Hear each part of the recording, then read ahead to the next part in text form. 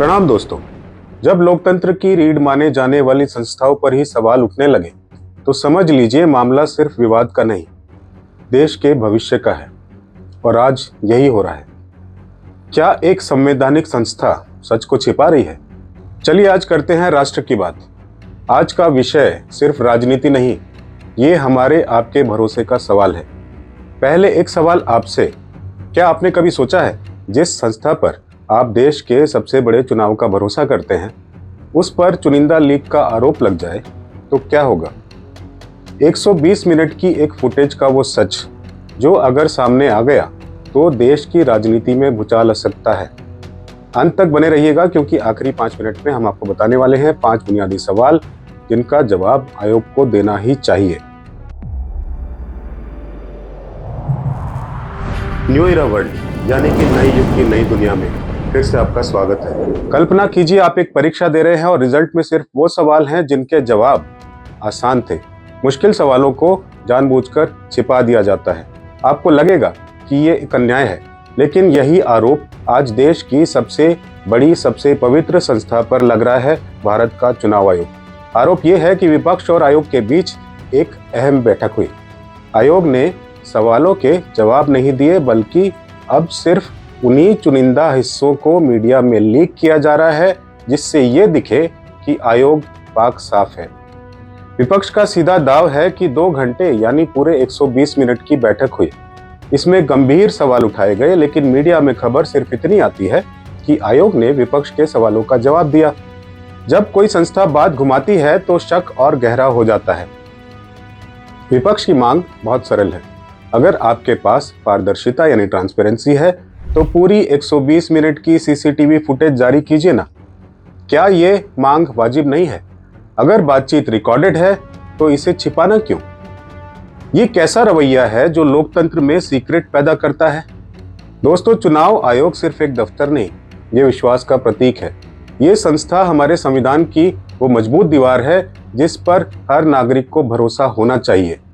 लेकिन जब पारदर्शिता यानी ट्रांसपेरेंसी की मांग जो है उस पर चुप्पी छा जाती है तो संस्था की गरिमा पर सवाल उठना शुरू हो जाता है। आपको एक बात बताते हैं, दुनिया के कई विकसित लोकतंत्रों में ऐसी अहम बैठकों की पूरी रिकॉर्डिंग जो है सार्वजनिक करने का चलन है। ये ओपननेस का सिद्धांत है। सवाल ये है कि जब भारत का लोकतंत्र दुनिया का सबसे बड़ा लोकतंत्र है तो हम ये पारदर्शिता का आसान हैक, इजी हैक क्यों नहीं अपना रहे? क्या चुनिंदा लीक किसी संवैधानिक संस्था की गरिमा के अनुरूप है? सच्चे दिल से सोचिएगा। लेकिन रुकिए, असली कहानी तो अब शुरू होती है। ये तो सिर्फ ट्रेलर था। विपक्ष ने सिर्फ फुटेज की मांग नहीं की, उन्होंने ओपन चैलेंज दे दिया है। और ये चैलेंज इतना सीधा है कि आयोग अगर इसे नजरअंदाज करता है तो वो सिर्फ विपक्ष नहीं बल्कि 140 करोड़ भारतीयों के शक को और मजबूत करेगा। तो पहला सवाल क्या है? एक खास तरह के स्टैटिस्टिकल यानी कि सांख्यिकी डेटा पर क्या आयोग उस डेटा को जारी करेगा जिसे विशेषज्ञों ने ईवीएम की आत्मा कहा है? और अगर नहीं तो क्यों? अगले कुछ मिनट में हम जानेंगे वो 5 सवाल जिसका जवाब ना देना देश के लोकतांत्रिक भविष्य के लिए खतरा बन सकता है। वो सवाल जिसका जवाब विपक्ष ने मांगते हुए सबूतों की चुनौती दी है। पहला सवाल, वीवीपैट पर्चियों के 100% मिलान की मांग क्यों नहीं मानी जा रही? सुप्रीम कोर्ट ने भी एक तय सीमा तक मिलान की बात कही है। जब मशीन पर शक है तो पर्ची ही तो अंतिम सत्य है। दूसरा सवाल, क्या आयोग उन माइक्रो कंट्रोलर चिप्स का सोर्स जो है सार्वजनिक करेगा, सबको बताएगा, जिनका उपयोग ईवीएम में होता है? ये सबसे बड़ा तकनीकी सवाल है। देश को जानने का अधिकार है कि इस चिप्स को बनाने वाली कंपनी कौन है और उन पर किसका नियंत्रण है। हो सकता है कई जगह पे इसकी इंफॉर्मेशन हो, हमें तो नहीं है। अगर है भी तो टेक्निकली चुनाव आयोग को बताना चाहिए या नहीं बताना चाहिए, ये आप भी सोचिएगा। ये 2 सवाल ऐसे हैं जिन पर आयोग की चुप्पी टेक्निकल ट्रांसपेरेंसी यानी कि तकनीकी पारदर्शिता पर एक काला धब्बा है। अब चलते हैं उन 3 सवालों पर जो सीधे प्रक्रिया और नियत से जुड़े हैं। तीसरा सवाल, आयोग ने मीटिंग के दौरान जिन मिनट्स ऑफ मीटिंग को तैयार किया है, क्या वे उन्हें सार्वजनिक करेंगे? या क्या ये मिनट्स भी चुनिंदा तरीके से लीक किए जाएंगे? मिनट्स यानी बैठक का आधिकारिक रिकॉर्ड। जिसमें हर सवाल और जवाब जो है दर्ज किया जाता है, लिखा जाता है। चौथा सवाल, चुनाव आयोग ने अब तक अपनी कार्यप्रणाली में कौन कौन से सुधार किए हैं? सिर्फ अनुशासन नहीं, बल्कि प्रमाणित और सिद्ध तरीके, प्रूवन वे, उससे देश को बताएं। और पांचवा सवाल, आयोग को यह बताना होगा कि जब पूरी रिकॉर्डिंग मौजूद है तो मीडिया में आधी अधूरी बातें क्यों प्लांट की जा रही हैं? क्या यह खुद आयोग का बचाव करने की रणनीति है? विपक्षी खेमे से एक और निर्णायक और ताजा वार हुआ है। तृणमूल कांग्रेस के वरिष्ठ नेता अभिषेक बनर्जी ने इस पूरे मामले पर चुनाव आयोग को सीधा ललकारा है। उनके ट्वीट ने इस विवाद में आग में घी डालने का काम किया है। उन्होंने अपने ट्वीट में साफ लिखा है, प्रिय इलेक्शन कमीशन, पारदर्शिता कोई विकल्प नहीं है, ये संवैधानिक कर्तव्य है। 2 घंटे की बैठक में हुई बातचीत की चुनिंदा लीक से बात नहीं बनेगी। अगर आपके पास छिपाने के लिए कुछ नहीं है तो 120 मिनट की फुटेज जारी करें। लोकतंत्र में सीक्रेट मीटिंग्स की कोई जगह नहीं। भारत की जनता जो है सच्चाई चाहती है। वैसे एक सवाल हमारे दर्शकों का भी है, घुसपैठिए कितने मिले? उसका डेटा आज तक नहीं है।